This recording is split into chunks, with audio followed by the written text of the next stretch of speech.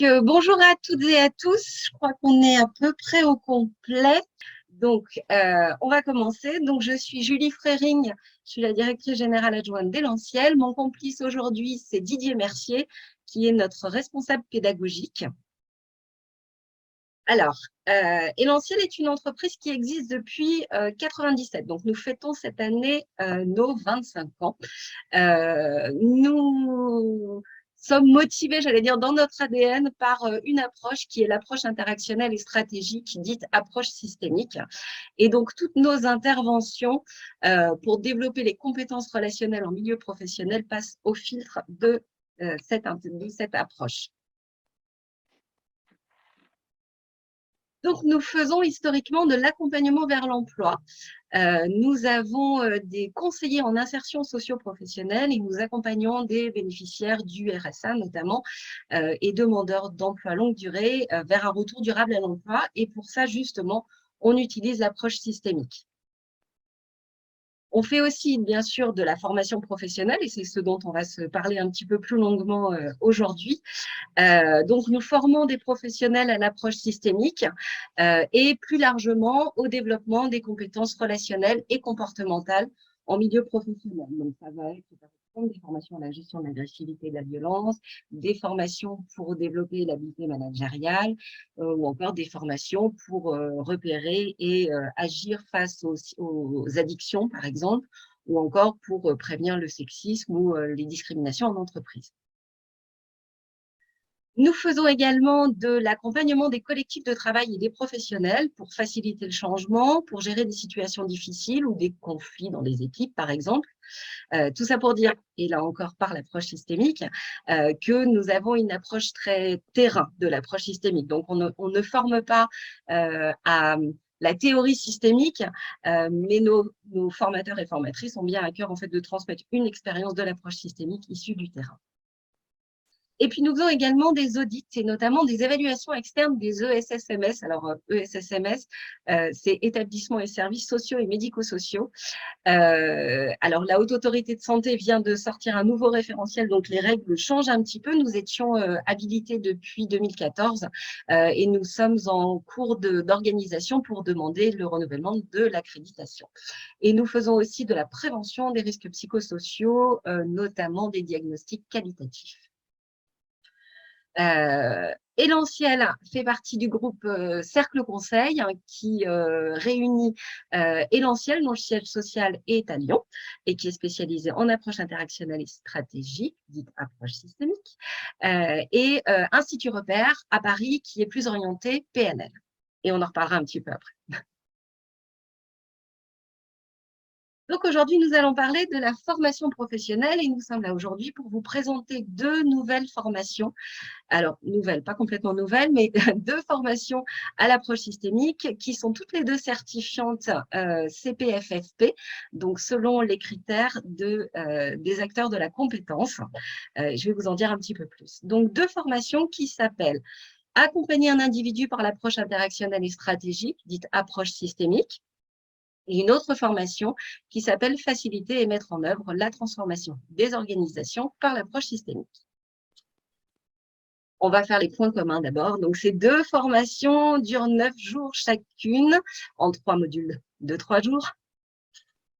Nous avons des sessions en présentiel à Paris, à Lyon, à Rennes et des sessions en classe virtuelle. Ce sont deux formations donc, qui sont certifiantes CPFFP, c'est ce que je vous disais tout à l'heure, donc des certifications professionnelles selon les critères de certification de la fédération, les acteurs de la compétence, qui est la fédération professionnelle de la formation professionnelle. Ces deux formations, en revanche, ne sont pas éligibles au CPF. Je fais bien la différence. Elles sont certifiantes CPFFP, mais elles ne sont pas éligibles au CPF. Nous avons un projet de les présenter pour faire une demande d'inscription au répertoire spécifique courant 2023. Et comme les délais d'instruction de France Compétences sont à peu près de 10 à 12 mois, nous devrions peut-être être éligibles au CPF, mais plutôt fin 2023, voire 2024. Vous avez la possibilité de suivre l'une ou l'autre de ces formations, les deux, et Didier vous dira pourquoi. Et je vous ai mis les tarifs ici. Donc, 300 € net de taxes par jour pour les entreprises, 250 € net de taxes par jour pour les particuliers. Ça, c'est pour les parties communes. Et puis après, je vais laisser la parole à Didier qui va vous expliquer d'abord peut-être la première, si tu es d'accord Didier, accompagner un individu par l'approche interactionnelle et stratégique. Alors, sachant que c'est une formation, celle-ci, qui est récemment CPFFP, mais que nous connaissons et que nous animons, je crois, depuis 2011. Oui, c'est ça. Je sais pas. Ah voilà, c'est la diapo suivante, c'est ça. Voilà. Alors, Donc, comme c'est moi qui pilote les diapos, tu me dis quand je passe. je fais un signe au fur et C'est à ça. mesure. Donc, accompagner un individu par l'approche interactionnelle et stratégique, donc dite de l'approche systémique. Donc, peut-être qu'on peut afficher déjà pour qui elle s'adresse, sachant que voilà, c'est une formation qui va s'adresser à tout professionnel qui, à un moment ou à un autre, a une intervention auprès d'individus, mais au sens une seule personne. Donc, vous voyez la liste possible, hein, que ce soit des coachs, des professionnels impliqués dans la gestion des ressources humaines ou dans l'encadrement, des professionnels aussi confrontés à la gestion de situations difficiles ou du mal-être au travail, tout ce qui est travailleurs sociaux, référents emploi insertion et des professionnels de santé ou médico-social. Mais l'important, c'est qu'on puisse avoir, que puissent se positionner des personnes qui, de toute manière, à un moment ou à un autre, ont à intervenir auprès d'une personne unique dans différentes situations professionnelles, voilà, dans cette idée d'accompagnement. Donc voilà la spécificité de cette formation. Donc avec un objectif, donc on relie ensemble, donc ajuster l'accompagnement selon chaque personne et chaque contexte en s'appropriant les spécificités de l'intervention par l'approche interactionnelle et stratégique. Alors c'est un peu long comme phrase, hein, donc ça veut dire que déjà on va être dans l'idée d'intervention. Le mot avec enfin, possiblement effectivement un accompagnement au niveau des personnes, et que cet accompagnement, l'objectif, c'est qu'il soit calibré en fonction des personnes qu'on a en face de soi et des contextes d'intervention. Vous imaginez bien, entre un thérapeute ou un coach, on n'a déjà pas le même cadre déontologique, donc on ne va pas avoir les mêmes modalités d'intervention. Pour autant, le paradigme, ce sera toujours du paradigme systémique, et en même temps, les outils, ce seront des outils qui seront utilisables sur des contextes de professionnels qui soient différents les uns des autres. Et il s'agira ensuite que chacun puisse les adapter selon sa connaissance de son propre contexte professionnel. Donc l'idée, et c'est la suite de l'objectif, afin d'obtenir une autre compréhension des situations, donc on va avoir une formation dont une partie sera centrée sur la lecture des situations, donc comment on lit différemment une situation que celle qu'on a l'habitude enfin en tout cas de manière différente que celle qu'on utilise dans notre culture à nous, d'Europe occidentale, qui est plutôt centrée sur les personnes. Donc là, ça sera l'idée de proposer une nouvelle lecture des situations, avec cette idée que si on lit de manière différente les situations, on sera sans doute à même d'avoir une autre compréhension de ces situations et donc d'avoir d'autres idées d'intervention. Donc déjà, obtenir une autre compréhension des situations problèmes, d'utiliser des stratégies avec pertinence. Donc on va être vraiment dans l'idée de stratégie. Alors pour autant, on ne part pas en guerre avec ou contre les personnes, hein. On est dans l'idée que, comme disait Julie, l'approche interactionnelle et stratégique, elle est interventionniste. Donc on n'est pas seulement dans de la pleine écoute ou même de l'écoute active ou de l'empathie. On a aussi des outils qui sont des outils, on va travailler autour d'outils qui vont être des outils d'intervention de manière à faire bouger soit le point de vue qu'a la personne sur sa situation, soit même le système concerné par la situation. Donc voilà l'idée de stratégie avec pertinence. Et pour la dernière phrase, et ainsi de contribuer à un changement favorable de la situation. Donc l'idée de changement va être aussi importante. Au-delà de l'idée de compréhension et d'intervention, l'objectif, ça sera vraiment d'amener les personnes à changer en fonction de ce qu'ils désirent ou ce qui est bénéfique pour eux dans la situation et pour les gens concernés par la situation. Donc vous voyez, il y a ce cheminement dans cette formation-là, dans cette formation qui est vraiment centrée sur l'intervention auprès d'une personne. C'est vraiment cette idée de comprendre les situations de manière différente, d'avoir des idées d'intervention auprès de la personne qui soit différente, de manière à générer du changement dans la situation, en outillant la personne qu'on accompagne aussi à pouvoir apporter du changement dans sa propre situation. Et la compétence, du coup, conduire une intervention individuelle basée sur une approche interactionnelle et stratégique. Donc, c'est cette idée donc d'approche interactionnelle et stratégique, c'est vraiment l'idée donc de conduire une intervention, c'est-à-dire il y a vraiment une idée de comment dire, d'avoir avec la personne une intervention de bout en bout pour l'amener à apporter du changement dans sa situation. Personnaliser l'accompagnement pour favoriser l'apparition de changements bénéfiques en créant des nouvelles conditions favorables à l'expérimentation et l'apprentissage de nouvelles habiletés. C'est vrai que l'approche systémique est souvent liée à l'idée d'apprentissage. C'est-à-dire on imagine souvent quand les personnes ne savent pas faire, c'est pas qu'elles ne veulent pas faire autrement, c'est souvent la phrase qu'on a, c'est que dans la situation telle qu'elle se présente pour eux, dans ce qu'ils y comprennent, dans la manière dont ils ont de l'envisager et dans ce qu'ils savent faire dans ces situations-là, ils font de leur mieux. Sauf que quelquefois, leur mieux n'est pas nécessairement, ne conduit pas nécessairement vers un changement favorable. Quelquefois même, ça consolide la difficulté. Donc, l'idée, c'est d'outiller les professionnels à savoir faire différemment pour que ce mieux soit pleinement profitable, ou alors que ces professionnels aussi sachent outiller les personnes qu'ils accompagnent pour qu'eux-mêmes se saisissent de nouvelles méthodes d'intervention, donc face à un apprentissage. Et on va beaucoup passer par l'expérimentation, c'est on va apprendre aux personnes qui accompagnent à outiller les personnes desquelles elles interviennent, à faire des expériences qui vont leur permettre de faire des apprentissages comportementaux et relationnels. Voilà pour l'idée de la formation elle-même. Alors, peut-être avant de poursuivre, Didier, on a une question Oui. d'Anne-Laure. Pour moi, l'approche systémique est importante, c'est ce que je recherche. Je me demande si ça écarte des approches qui seraient également nécessaires pour être une bonne coach de collectif. Alors, ça n'écarte rien. On peut souvent mixer différentes approches. Enfin, moi-même, je suis formé aussi en PNL. Ça m'arrive de faire globalement de l'approche systémique, puisque c'est dans ma lecture de situation, mais n'empêche que je peux y ajouter de temps en temps des protocoles d'intervention PNL. Après, je me dis à un moment ou à un autre, il faut aussi avoir son paradigme d'intervention de base. Et ensuite, on ne peut ajouter à ce paradigme que des autres approches qui soient compatibles. Je ne vais pas pouvoir, moi, si j'interviens en approche systémique, globalement, à un moment ou à un autre, utiliser des outils, par exemple de la psychanalyse, qui est assez à l'opposé de l'approche systémique, pour continuer à intervenir. Parce que ma modalité d'intervention serait une fois dans un sens, une fois dans l'autre, et mon questionnement aussi irait chercher des informations qui ne sont pas systématiquement compatibles.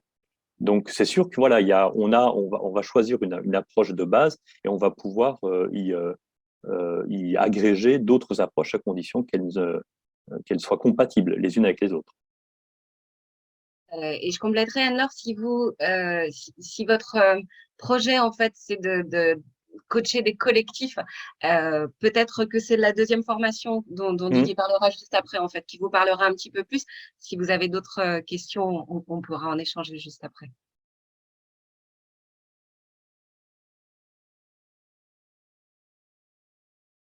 Alors, du coup, alors oui, c'était pour vous donner quelques noms euh, qui font référence pour nous, en tout cas, à l'approche systémique. On a Gregory Bateson, donc anthropologue, voilà, qui est vraiment le maître à penser et à l'initiative de l'émergence de l'approche systémique et de l'utilisation de l'approche systémique, sachant que ne démarrez pas l'approche systémique en disant, puisque c'est le tout premier, c'est par lui que tout démarre, je vais commencer par Gregory Bateson, parce que contrairement à vos besoins à vous, qui sont sans doute des besoins de compréhension de l'approche systémique dans un objectif opérationnel, Gregory Bateson n'est sans doute pas le plus opérationnel qui soit dans les gens qu'on propose. Par contre, c'est vraiment le maître à penser de l'approche systémique. Donc là, on citait les conférences de Massy parce que les conférences de Massy ont l'avantage de faire se rencontrer des personnes qui s'aperçoivent dans des champs différents, que ce soit le traitement de l'information, que ce soit la biologie, que ce soit l'anthropologie ou bien d'autres choses, ils s'aperçoivent qu'ils ont les mêmes questions, pour autant elles ne s'appliquent pas au même champ. Donc c'est comment on met ça en commun et comment ça peut servir ensuite pour en faire une approche systémique, si je résume, très très rapidement résumé. Par contre, s'il y a bien quelqu'un à lire, c'est Paul Václavic. C'est vraiment un des incontournables de l'approche systémique et comme écrivain de l'approche systémique qui s'est intéressé à l'approche et surtout au champ d'application de l'approche systémique pour en arriver à comment dire, la constitution du centre de thérapie brève à Palo Alto. Je rappelle que Palo Alto est une ville, hein, c'est pas un Italien, c'est une ville dans la baie de San Francisco.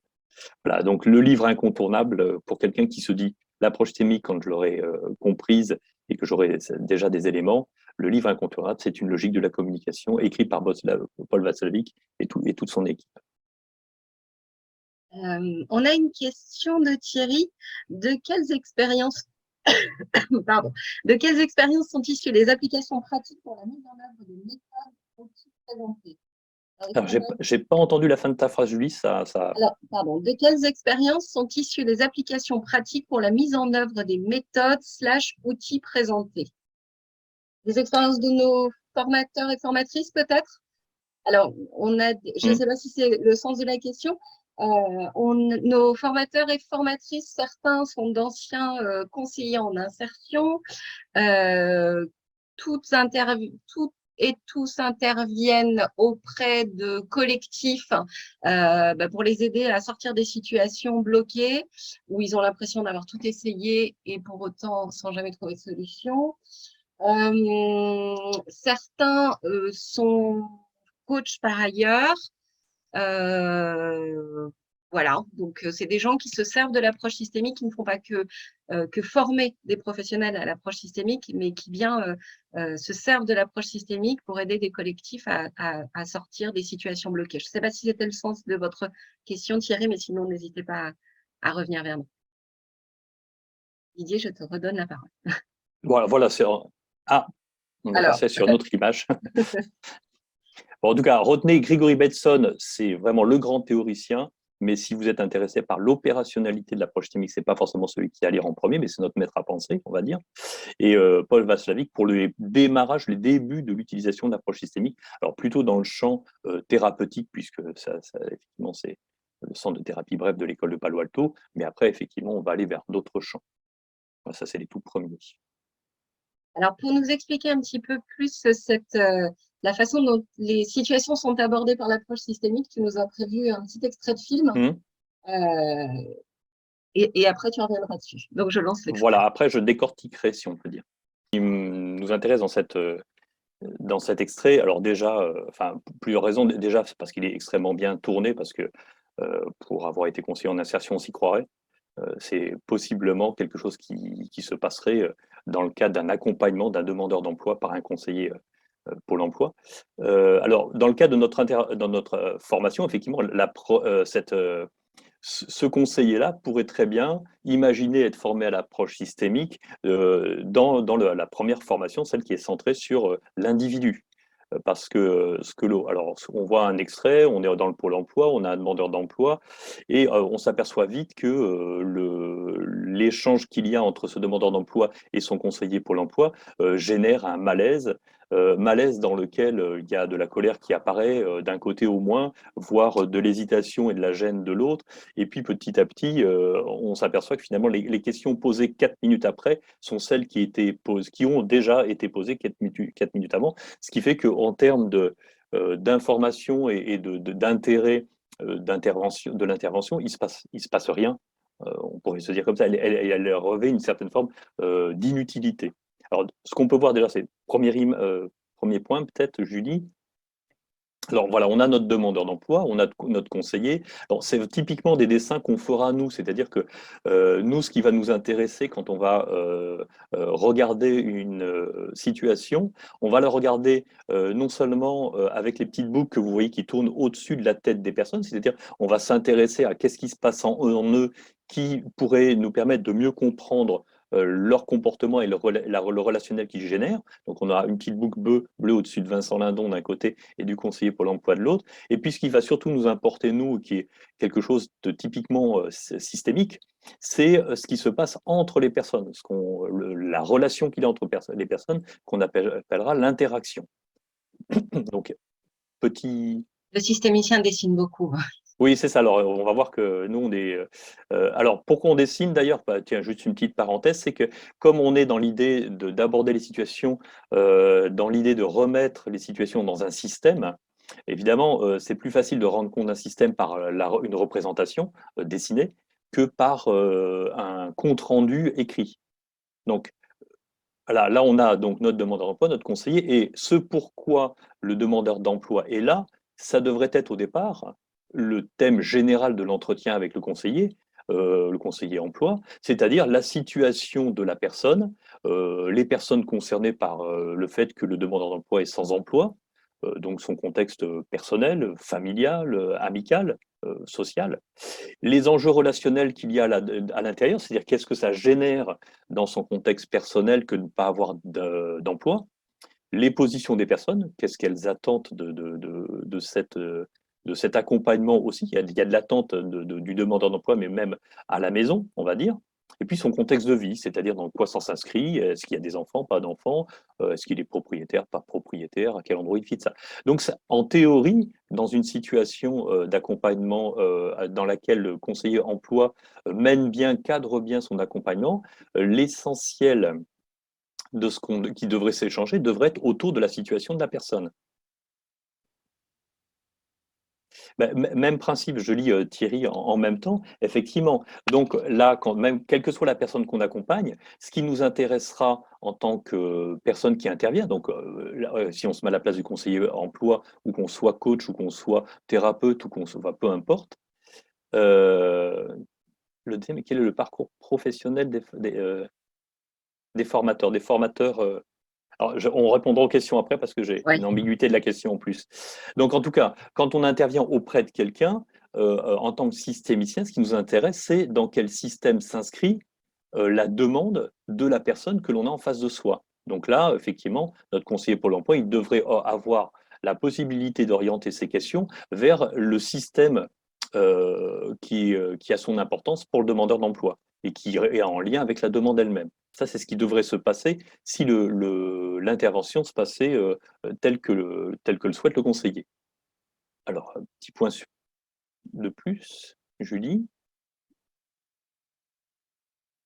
Voilà. Mais on s'aperçoit assez vite que les messages qui sont envoyés par Vincent Landon, demandeur d'emploi, tout tourne, et ça c'est une phrase pour résumer, tout tourne autour de cette information qui est ce que lui perçoit de la situation. C'est grave d'envoyer quelqu'un dans une formation inutile, sa fameuse formation de grutier. Donc vous voyez déjà que Vincent Lindon intervient, enfin donne de l'information au niveau de son conseiller, au niveau de l'inutilité d'avoir été envoyé dans une formation de grutier. Ce à quoi le conseiller répond, suspense, oui, mais il faut passer à autre chose. Donc on voit bien que là, plus Vincent Lindon, demandeur d'emploi, envoie des informations sur la gravité d'être envoyé dans une situation, dans une formation pardon, inutile, plus le conseiller, on voit bien qu'il est mal à l'aise et en même temps, il essaye de petit à petit de se sortir de ce sujet pour passer à autre chose. Et plus il essaye de passer à autre chose, plus Vincent Lindon lui renvoie le fait que c'est quand même grave d'envoyer quelqu'un dans une formation inutile. Donc vous voyez que là, il y a un changement finalement petit à petit, il y a un glissement. On n'est pas dans la situation du demandeur d'emploi. On a des enjeux relationnels entre le conseiller et le demandeur d'emploi qui prennent le pas sur ce pourquoi au départ Vincent Lindon est accompagné. Par exemple, enfin je crois que Thierry nous parlait d'intervention au niveau peut-être du coaching de dirigeants. Eh bien, on pourrait avoir un coaching de dirigeants où finalement, l'essentiel n'est pas la situation du dirigeant, mais comment le dirigeant et le coach pourraient aussi, dans une situation un peu de difficulté relationnelle, se jauger sur chacun sa compétence ou la validité de la demande. Bon, prenons la suite. D'autres petits points. Donc, ce qui va nous intéresser en tant que systémicien, c'est qu'est-ce qui rentre en ligne de compte selon nous. Enfin, alors quand on est soi-même concerné, ce sera plus facile, mais qu'est-ce qui rentre en ligne de compte selon nous chez le conseiller Pôle emploi qui fait qu'il lui répond comme ça? Et on peut imaginer que pour le conseiller Pôle emploi, déjà, l'entretien ne se passe pas comme prévu. C'est pas ce qu'il avait imaginé du contenu de l'entretien. On voit qu'il y a de l'hésitation, on voit qu'il montre des failles au niveau, enfin, par rapport à la demande de Vincent Lindon. Et on voit aussi que dans les éléments de perception, il essaie de trouver des propositions qui vont être recevables par l'autre. Donc, il y a ce côté sans doute qui est j'ai intérêt d'assurer parce que là, quand même, il n'est pas content. Donc, tout ça va le guider dans son intervention. On voit aussi qu'il y a une partie des émotions générées par les situations qui le guide dans son intervention. Alors, les émotions, est-ce que c'est de la crainte? Est-ce que c'est de l'agacement aussi? Alors, c'est vrai que l'extrait a été un peu saccadé, mais on voit bien qu'il y a du non-verbal qui fait dire que, enfin, il n'a pas envie d'y rester quoi, sur ce sujet de formation inutile. Donc il y a tous ces éléments qui rentrent en ligne de compte, qui font que c'est bien légitime quand on a tout ça en tête et même physiologiquement parlant, hein, aussi dans le corps, d'avoir comme information à envoyer qui est il faut passer à autre chose. Mais de l'autre côté, c'est pas pareil. De l'autre côté, on a un Vincent Lindon qui a d'autres éléments de perception, c'est ce côté gravité de la formation inutile, ce côté perte de temps. Il dit que ça fait 15 mois que ça dure, qu'il a l'impression qu'il revient au point de départ. Il y a ce côté aussi peut-être représentant de l'ensemble des stagiaires qui ont suivi une formation inutile, parce qu'il prétend à un moment ou à un autre que la majorité y sont allés pour rien. Donc vous voyez que là, il y a un décalage entre les éléments de perception de la situation d'un côté du conseiller et les éléments de perception de Vincent Lindon. Et donc, lui, il revient systématiquement sur l'idée de gravité d'envoyer quelqu'un dans une formation inutile. Donc, suite, du coup, nous, ce qui va nous intéresser, c'est du coup, que met en place le conseiller, alors là, qui n'est pas à droite, puisqu'il n'arrive pas à se sortir de ce sujet qui, pour lui, n'est pas le sujet principal que devrait avoir un rendez-vous avec un demandeur d'emploi. Il essaye à chaque fois de se sortir de cette information envoyée par Vincent Lindon autour de la formation inutile. Et plus il essaye de s'en sortir, plus il essaye d'esquiver d'une certaine manière, plus il essaye de réduire la gravité de ce fait, plus il a le retour que si c'est grave. Donc plus il essaye ça, plus il consolide finalement la difficulté qu'il a avec Vincent Lindon. Et du coup, parce qu'il envoie toujours à peu près le même message qui est ne nous attardons pas sur ce sujet. Ce qui fait que, au lieu d'accompagner la personne sur sa situation personnelle, on a finalement une sorte de bifurcation, on va l'appeler comme ça, donc c'est la diapo suivante. C'est-à-dire on en oublie la situation de Vincent Lindon et l'essentiel, et c'est ce qu'on va avoir juste après, l'essentiel de la situation, ça va être ce qui se joue entre le conseiller Pôle emploi et le demandeur d'emploi. Parce qu'au départ, la réponse qu'a fait le conseiller emploi au demandeur d'emploi n'a pas été satisfaisante pour le demandeur d'emploi et du coup il y revient de manière systématique. Donc je crois qu'il y a un dernier petit point, Julie. Ah non, Non. il y a un petit mot qui a disparu. Les Pardon. deux flèches indiquent que le nouvel enjeu n'est plus du coup la situation du demandeur d'emploi, mais ce qui se joue dans la relation du conseiller Pôle emploi au demandeur d'emploi. Et c'est ce qu'on va travailler dans le cadre de cette formation. Nous, notre intérêt, c'est qu'on reste dans une intervention conseiller emploi, ou que ce soit coach, ou que ce soit thérapeute, ou que sais-je, ou éduc, ou je ne sais pas. On doit rester dans une posture qui nous permet d'aller travailler pour la personne auprès de laquelle on intervient pour rester dans sa situation à elle et non pas de glisser sur des enjeux relationnels. Donc on va travailler sur aussi la posture d'intervention et le recueil d'informations pour avoir ce qu'il y avait auparavant dans la boucle autour de Vincent Lindon, c'est-à-dire dans quoi s'inscrit sa demande. Donc, vous voyez, c'est là qu'on parle de stratégie. Comment ce conseiller Pôle emploi va à un moment ou à un autre se demander quel message différent je pourrais envoyer ou quelle posture différente je pourrais endosser de manière à me sortir de cet nouvel enjeu qui est ma relation avec le demandeur d'emploi. Et pour revenir à l'enjeu premier, qui était donc la situation du demandeur d'emploi dans sa demande. Ouais, je Voilà. vais reprendre le micro. Yes. C'est tout le mouvement de l'école de Palo Alto, ça, en fait, de repérer les tentatives de solutions inopérantes Mhm. et de proposer de faire quelque chose de radicalement différent, en fait. Et c'est tout le principe de l'école de Palo Alto dans cette formation accompagner un individu par l'approche interactionnelle et stratégique. Pour répondre à la question de Thierry, si votre ambition est d'accompagner des chefs d'entreprise pour sortir des situations bloquées, ce mouvement sera intéressant en fait de comprendre voilà, Mhm. quels sont les éléments de perception qu'ils ont de la situation et comment vous pouvez vous intervenir pour qu'ils aient une autre vision de la situation. À ce compte-là, effectivement, c'est cette formation qu'il vous faut. Mais si c'est pour les accompagner à mettre en place, à conduire le changement dans leur organisation, alors effectivement, ce sera peut-être plus l'autre. C'est pour ça qu'elles sont complémentaires, ces deux formations. Et pour répondre à votre dernière question au sujet du parcours professionnel des formateurs et des formatrices, en fait, les formateurs et formatrices interviennent indépendamment sur ces deux formations, puisqu'ils sont toutes et tous des experts de l'approche systémique, de l'approche interactionnelle et stratégique. Donc, que ce soit pour intervenir auprès des individus ou que ce soit pour intervenir auprès des collectifs, ils font l'un et l'autre, en fait, dans leur travail tous les jours. Et du coup, ils sont en capacité de former des professionnels sur l'une ou l'autre des thématiques. Donc, ce sont les mêmes. On poursuit? Non, juste une petite chose, puisque tu as parlé de stratégie d'intervention. Oui. Alors, si moi j'accompagnais le conseiller qui accompagne le demandeur d'emploi, donc si j'étais superviseur du conseiller, d'une certaine manière, je lui conseillerais de faire exactement l'inverse de ce qu'il est en train de faire, parce que là, il est perçu par le demandeur d'emploi comme minimisant la gravité de la situation par rapport à cette histoire de formation. Donc, à l'inverse, il faudrait qu'il considère pleinement et laisser du temps. Tant que votre demandeur d'emploi, là, dans cette situation-là, n'aura pas eu suffisamment l'espace à ses yeux pour déverser ce qu'il a perçu de cette formation inutile, il ne passera pas à autre chose. Donc, ça serait plus jusqu'à ce qu'il s'arrête. Il s'arrêtera hein, de toute manière. Au bout d'un moment, quand il pensera avoir tout dit, il s'arrêtera lui-même. Mais si on essaie de l'arrêter avant, il ne s'arrêtera pas, finalement. Et chacun va utiliser de l'énergie à faire arrêter ce sujet-là, ce qui n'est pas une bonne chose. Voilà, c'était tout pour la stratégie. Voilà. On passe à l'autre formation, à moins que vous ayez des questions sur celle-ci. Sinon, on passe à la présentation de la deuxième formation, donc qui est faciliter et Euh, mettre en œuvre la transformation des organisations. Et euh, évidemment, à la fin, on peut… Oui, Juste pour dire que voilà, ça ressemblera, les dessins qu'il y a là, ce qu'on appellera la modélisation, c'est ce genre de représentation qu'on fera. Ça ressemble tout à fait à ce qu'on dessine quand on interroge une situation d'intervention auprès d'un individu. on continue. Ok. Alors, la deuxième formation, faciliter et mettre en œuvre la transformation des organisations, donc en tenant compte des enjeux relationnels.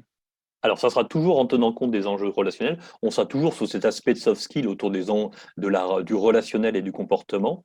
Donc, mais la différence avec l'autre situation, c'est que vraiment là, vous avez eu pour le demandeur d'emploi, là, finalement, notre conseiller Pôle emploi, qui sera potentiellement notre stagiaire de la première formation, il n'a pas accès au système du demandeur d'emploi, il ne peut rien y faire, il ne peut en faire quelque chose qu'au travers la seule et unique personne qu'il reçoit. Ce n'est pas le cas pour l'axe de formation de la deuxième formation, où là, on est dans l'idée que ces organisations, on pourrait y avoir accès, on pourrait intervenir auprès d'une personne, mais potentiellement plusieurs personnes ou des groupes, ou ce qu'on appellera des sous-systèmes concernés par la situation, par exemple.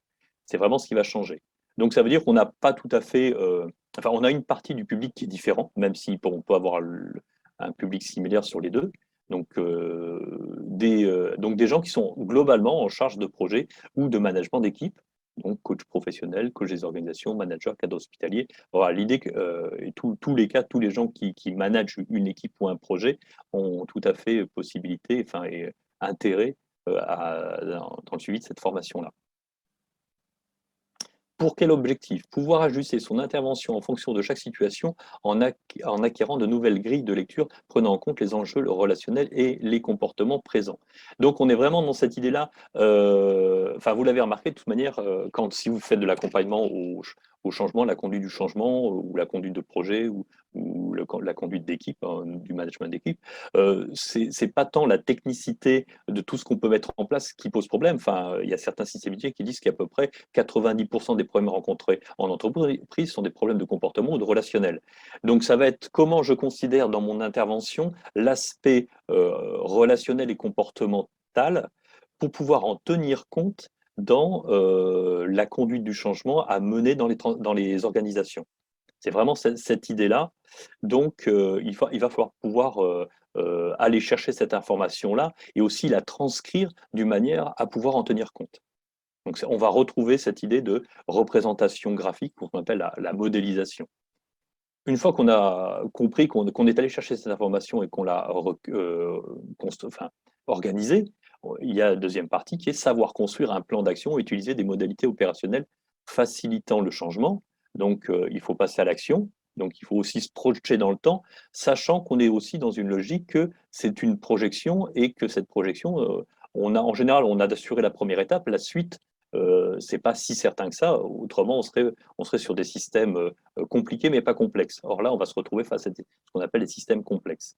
Donc, savoir construire un plan d'action, utiliser des modalités opérationnelles facilitant le changement et l'évolution bénéfique des organisations et des personnes grâce à une approche interactionnelle et stratégique. Ça va être donc cette idée, là aussi, d'initier du changement ou de conduire le changement, tout en ayant aussi des modalités d'intervention qui nous permettent au fur et à mesure de réguler ce qui est en train de se passer, surtout réguler en fonction de ce qui émerge en termes relationnels et comportementaux.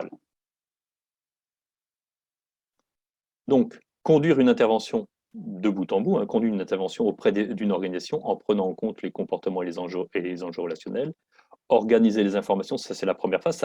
Finalement, ça ressemble à la logique de la première formation, c'est-à-dire il y a ce côté déjà, je recueille de l'information et j'ai une manière de l'organiser, organiser les informations pour permettre une lecture éclairée de la situation.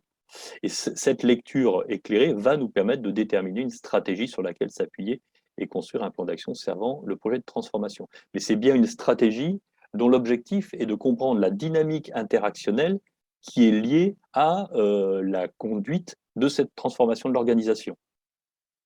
Donc on est sur cet élément humain en se disant, ben voilà, j'ai ce projet-là, a priori techniquement tout va bien, mais je sais que dans mon organisation, il y a tel ou tel sous-groupe qui sont en difficulté relationnelle et que j'ai besoin qu'ils s'entendent pour pouvoir conduire le projet.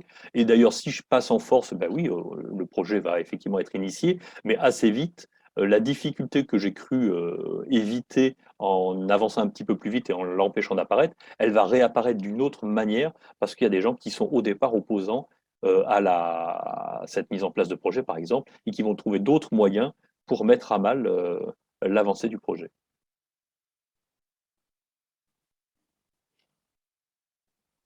Alors, je crois qu'on a aussi un extrait de film, c'est maintenant. Faciliter, mettre en œuvre la transformation. Ah non, on a effectivement avant les grands penseurs. Alors, l'approche théorique de la complexité, parce qu'effectivement, comme je l'ai dit, quand c'est compliqué, c'est mécanique, mais c'est pas du genre humain. Après, on passe à la complexité, dont un des éléments, c'est cette incapacité que l'on a, étant donné la multiplicité des éléments dont il faut tenir compte, la difficulté qu'on a à avoir une intelligibilité complète d'une organisation. C'est donc qu'est-ce qu'on va faire, comment va-t-on faciliter et mettre en œuvre la transformation des organisations, tout en sachant que de toute manière, il y a toujours des zones d'ombre dans ce qu'on comprend du fonctionnement des organisations. Et pour notre assise théorique, notre maître à penser de cette approche de la complexité, du coup, c'est Edgar Morin, dont on fêtera les 101 ans demain.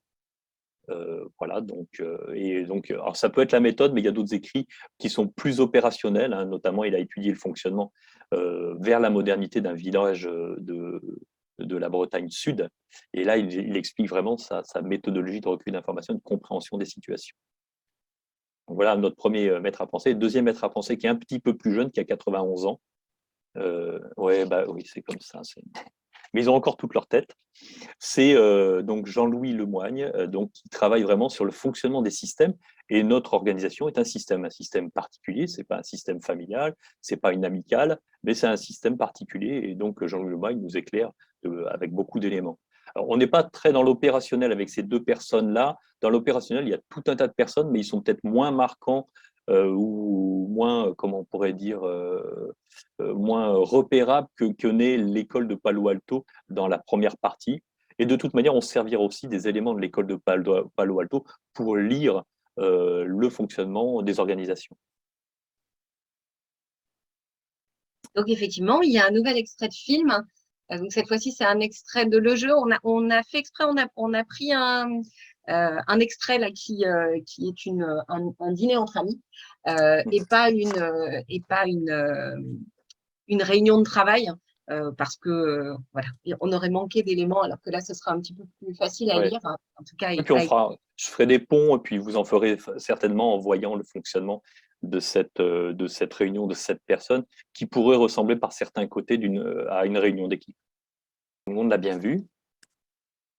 L'idée, c'était en tout cas d'avoir un extrait qui permette d'illustrer ce que peut être un collectif de travail, même si là, c'est pas un collectif de travail, donc il y a une différence. Mais on retrouve quand même des choses assez similaires. Déjà, on a un groupe. évidemment, là, c'est une réunion, donc on est dans un contexte où c'est un dîner entre couples d'amis. En principe, couple, sauf que Ben n'est pas arrivé avec son ou sa conjointe, mais ça fait partie de l'histoire d'avant, un petit peu avant. Voilà. Et en plus, ce qui me semble intéressant, c'est qu'en plus, c'est une réunion donc autour d'une table, donc on pourrait être autour d'une table de travail. Et en plus, il y a un projet. Il y a un projet, c'est le smartphone au milieu de la table pour pouvoir, au fur et à mesure que les différents éléments arrivent, pour pouvoir les traiter et qu'ils soient lus et sus par tout le monde. Donc on a quelque chose d'assez similaire finalement à une réunion d'équipe qui, à un moment ou à un autre, doit mettre en place un projet ou s'entendre sur la mise en place d'un projet et comment chacun se positionne et comment chacun va participer à l'évolution de ce projet. Donc peut-être avoir un petit élément, Julie. Voilà, donc on a donc nos 7 personnes à peu près organisées telles que vous les avez vues dans l'extrait. Donc un petit point de plus, Julie. Voilà, ça me permet d'avoir les couples tels qu'on peut les modéliser. Alors, là aussi, pourquoi modélisation? Toujours dans le même principe.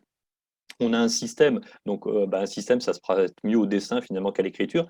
Et d'ailleurs, vous remarquerez quand on aura fini que si on voulait écrire la même chose sur un compte-rendu de ce qui s'est passé plutôt que de le représenter graphiquement, eh bien peut-être qu'il nous faudrait 20 à 30 pages.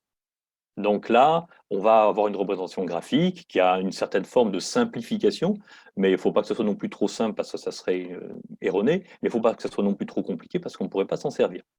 Donc là, ce qui est figuré, c'est les 7 personnes. Les traits qui sont représentés là, ce sont des traits qui représentent les couples.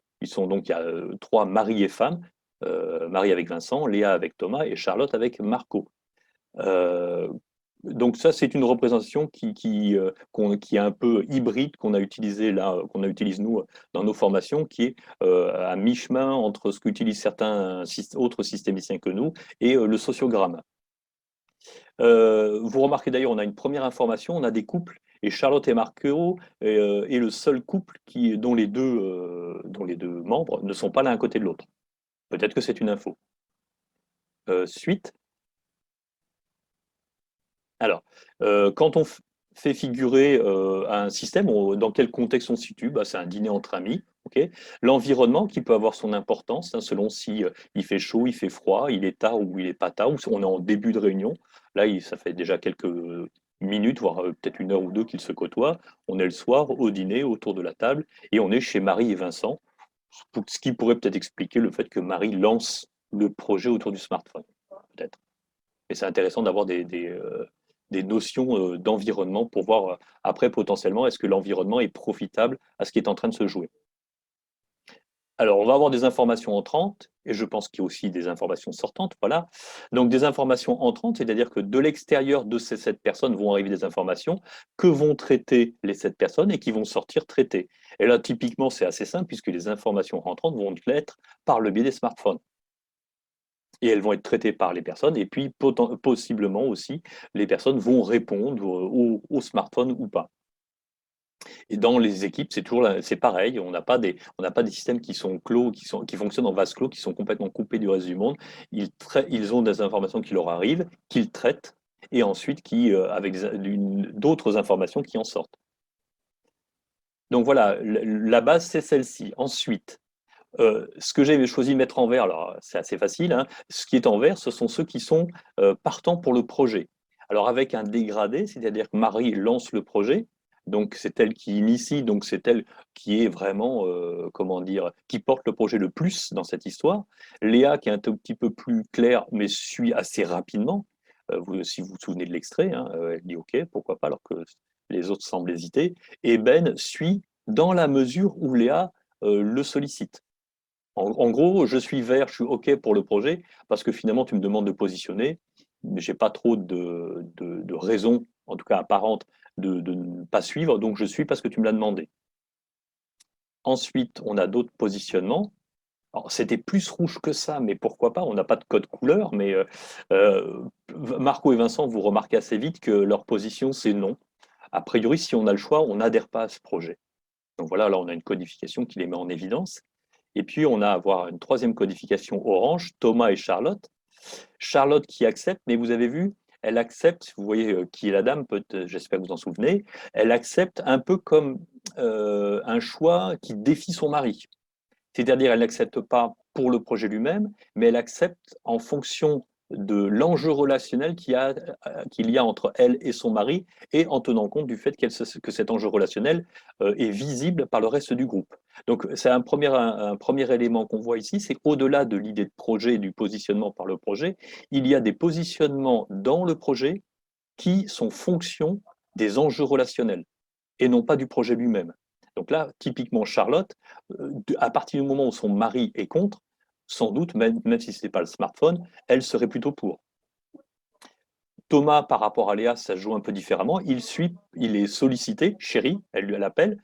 Et en gros, bah, si tu veux prouver que tu es un mari qui adhère à peu près systématiquement à tout ce que propose ta femme, c'est le moment de le prouver ici. Donc, voilà, donc tu adhères. Mais vous voyez que Thomas comme Marco, qui vont finir par adhérer, ce sont des adhésions par rapport au projet qui tiennent compte d'enjeux relationnels qui sont même indépendants du projet lui-même. Voilà, donc codification assez rapide. Et là, ce qu'on va codifier entre les personnes, c'est la qualité relationnelle telle qu'on peut la comprendre. Alors attention, quand c'est moi qui ai codé, il y a ma part de subjectivité du film. Donc il y aura aussi toujours cet élément-là. Comme tout à l'heure, on avait la part de subjectivité du conseiller emploi, qui avait sa part de subjectivité sur la gravité de la situation de Vincent, demandeur d'emploi. Ben là, c'est pareil, vous, quand vous codifiez, vous avez toujours cette part de subjectivité. Donc ça pourrait être intéressant aussi des fois de modéliser en croisant son point de vue avec d'autres personnes qui ont des informations sur la situation. Alors Marie-Vincent, c'est marqué en zigzag comme ça parce que c'est conflictuel là dans le cadre du projet. On n'a pas trop d'informations si ça l'était auparavant. C'est un peu compliqué de le lire dans la situation.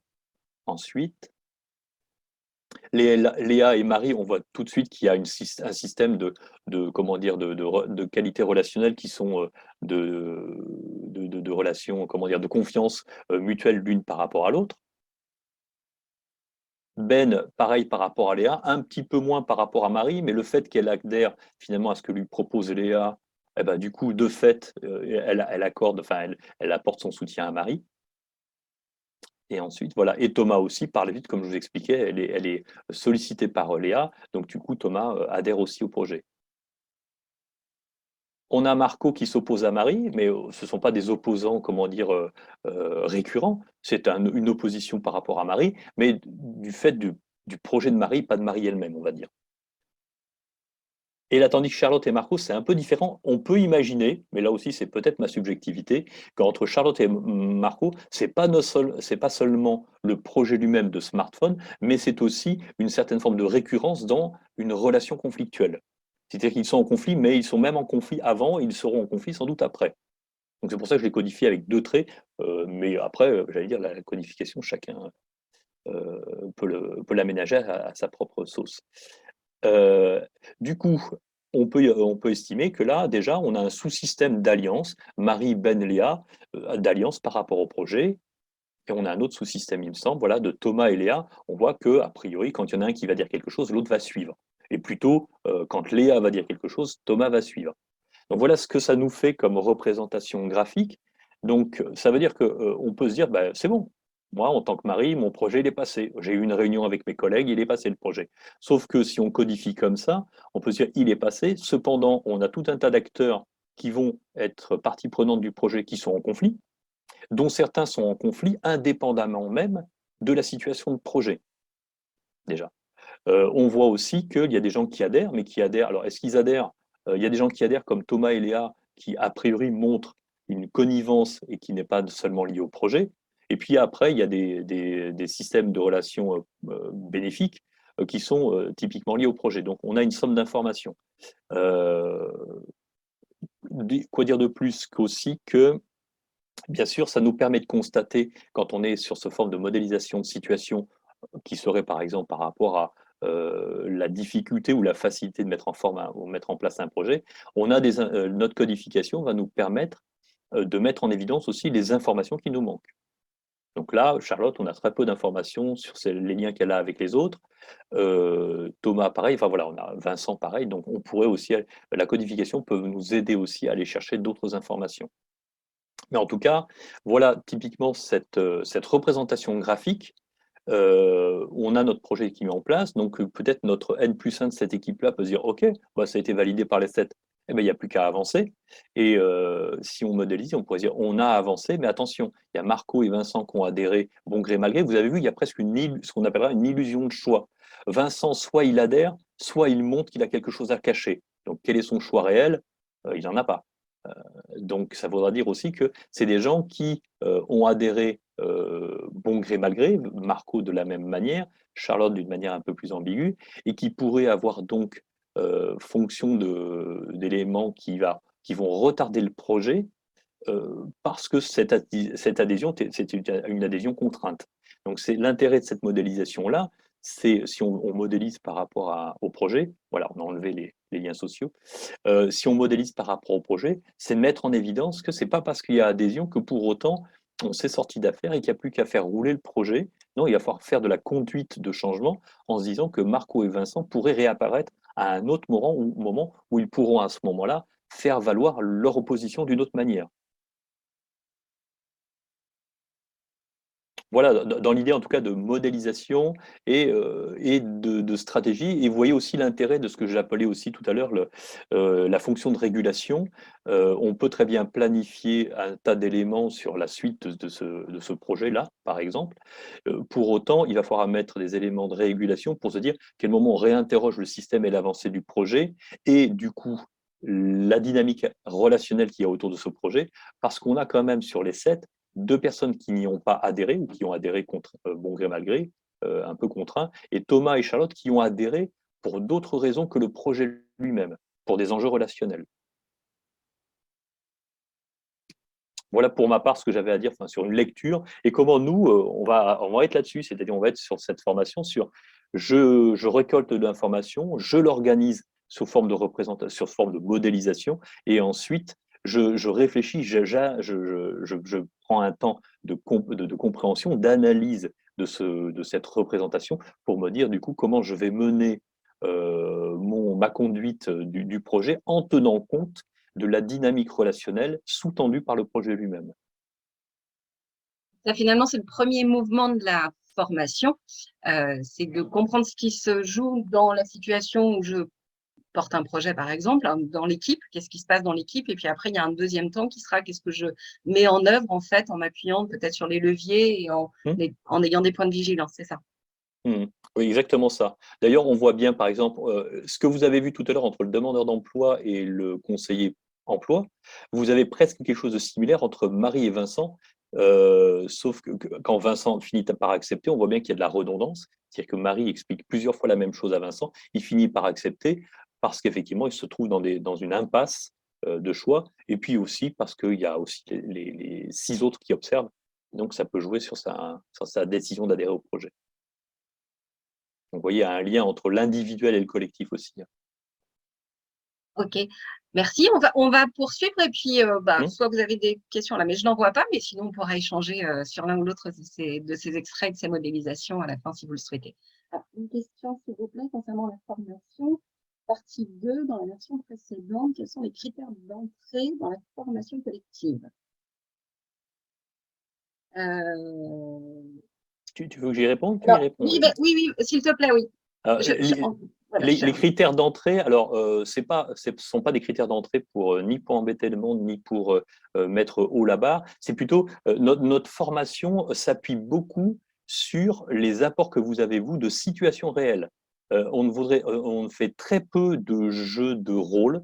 On fait plutôt d'études de situation. Et dans ces études de situation, ce sont des situations que vous avez vécues ou qui sont actuelles dans vos interventions, que ce soit au niveau des collectifs ou au niveau individuel. Donc, c'est pour ça que le prérequis est d'être vraiment dans une situation d'avoir ou d'être encore en train d'intervenir auprès de collectifs ou d'organisations.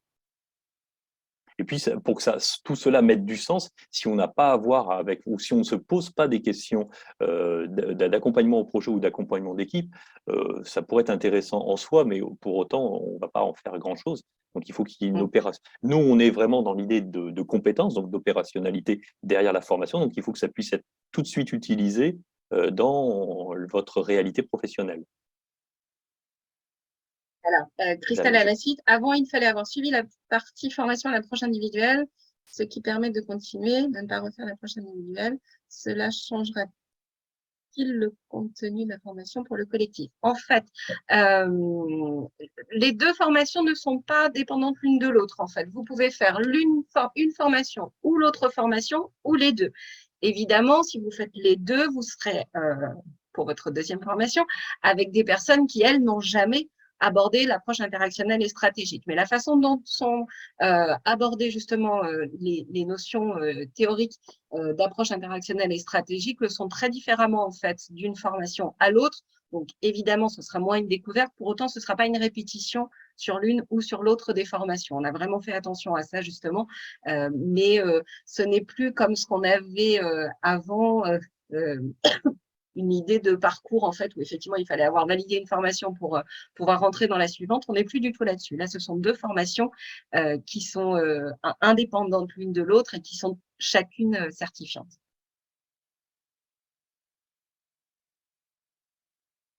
Eh bien, puisqu'on en est là, justement, donc on va si vous avez des questions, encore une fois, n'hésitez pas.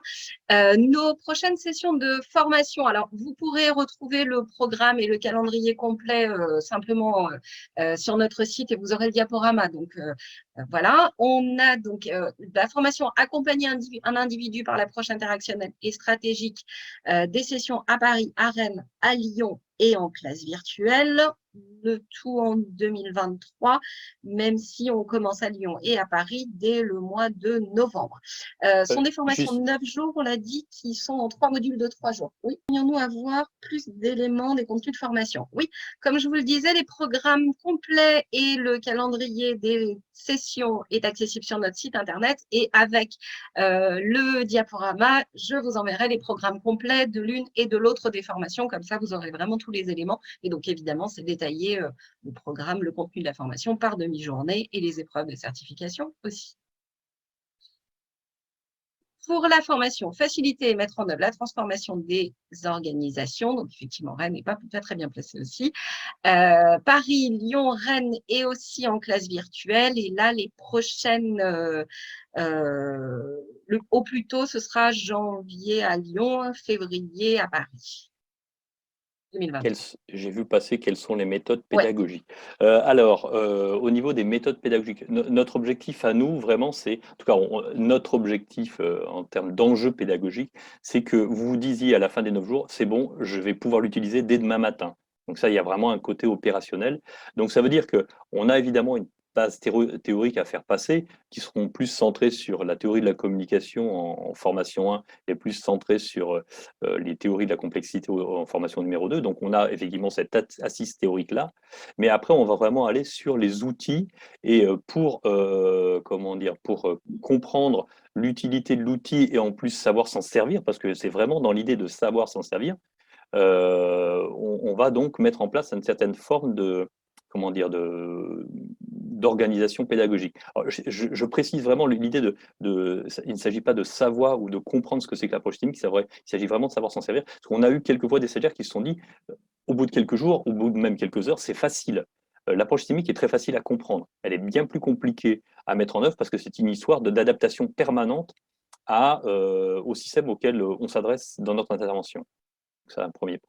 Donc, pour pouvoir savoir s'en servir, justement, ce que l'on met en place, alors c'est beaucoup de travail sur des études de situation, alors écrites, mais aussi vidéo. Nous, enfin, je trouve que dans les deux vidéos là, vous avez encore, enfin, s'il fallait écrire la situation, ça serait, on perdrait de la qualité. Donc, il y a ces éléments-là. Et systématiquement, d'un côté comme de l'autre, des deux formations, la une ou la deux, on a un travail par rapport à vos situations, c'est-à-dire comment on va comprendre, enfin comment on va s'exercer pour la une à accompagner et à intervenir avec de l'approche systémique, et pour la deux, comment on va comprendre la mise en place d'un projet ou le fonctionnement d'une équipe par rapport à une difficulté passagère, jusqu'à en arriver à un plan d'action. Mais c'est vraiment voilà de l'opérationnalité, du travail, beaucoup de travail par rapport à des supports réels, on va dire.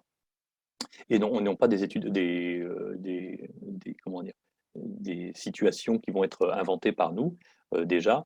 Euh, Je suis en train de lire en même temps les commentaires.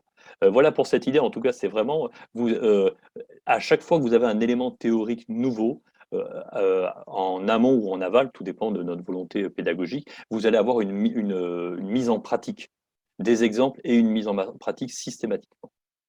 Et vraiment de l'entraînement à l'utilisation de l'approche systémique tout au long de la formation, quelle que soit la formation, soit la 1 ou la 2, donc individuelle ou collective. Christelle, je me permets de répondre à votre question dans une petite minute parce que vous allez voir, on va y venir.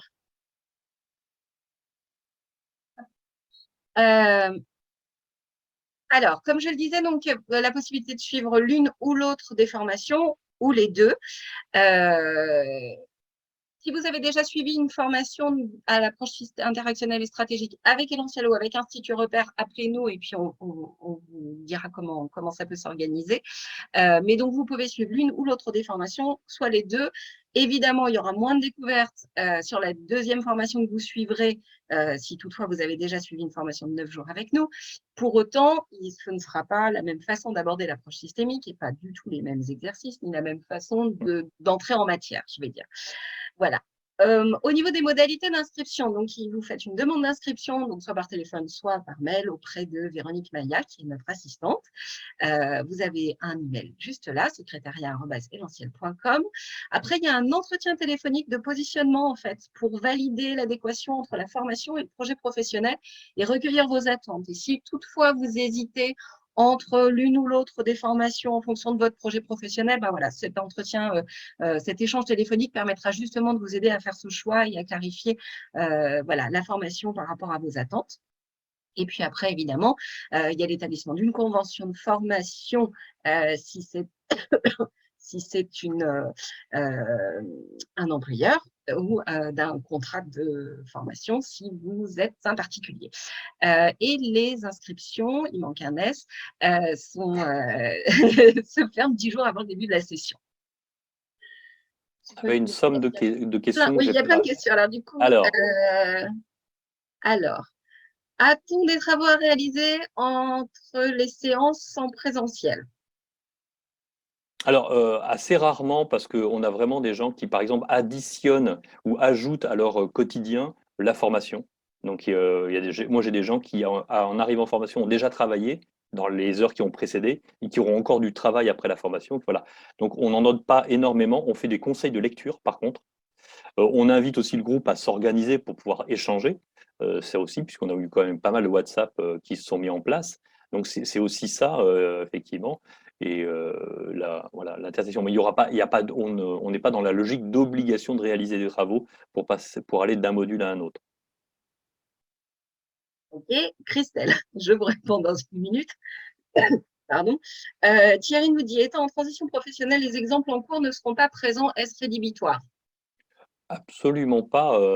D'abord, effectivement, l'idée, c'est d'avoir de l'expérience, soit sur la formation 1 d'accompagnement ou d'intervention auprès de l'individu, ou soit la formation 2 d'intervention auprès de collectifs dans le cadre de projets ou de management, déjà. Et puis, s'il n'y a pas de situation actuelle, eh bien, on pourra prendre des situations anciennes. En général, de toute manière, le groupe en amène, donc on va travailler beaucoup avec les situations des groupes. On n'a pas nécessairement besoin d'une somme d'exemples de soi, enfin, venant de soi pour chacune des formations. Quand on travaille sur des situations anciennes, on peut pardon, Oui, aussi. travailler sur comment est-ce que j'aurais fait différemment dans cette situation si j'étais intervenue avec l'approche interactionnelle et stratégique. Souvent, on travaille comme ça. Oui, ça permet de voir fréquent. l'évolution justement et la façon dont on aurait fait différemment. Après, sur la première, par exemple, quelquefois les gens prennent des exemples qui sont de leur domaine privé, mais sans être trop impliquants on va pas finir à éviter les psychodrames en formation quand même.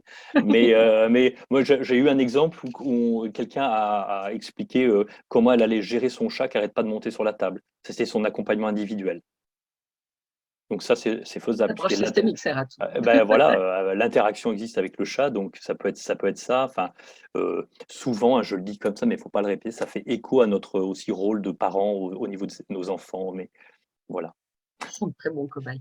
Ils sont de très bons cobayes, oui, ça c'est sûr. Je vais pouvoir répondre à la question de Christelle. Donc, au-delà de la formation, vous avez compris que chez Lanciel, depuis 25 ans, on vit approche interactionnelle et stratégique, on transpire approche systémique. Et donc, en fait, on a monté il y a quelques années des clubs des systémiciens sur LinkedIn, sur Facebook, qui regroupent les personnes qui ont été formées à l'approche systémique par Lanciel. Et donc, l'idée, c'est de rester en contact, en fait, avec d'autres systémiciens et systémiciennes passionnés, comme on dit, et puis de partager des infos. Parfois, tu donnes des conseils de lecture, des fois, tu lances des défis aussi.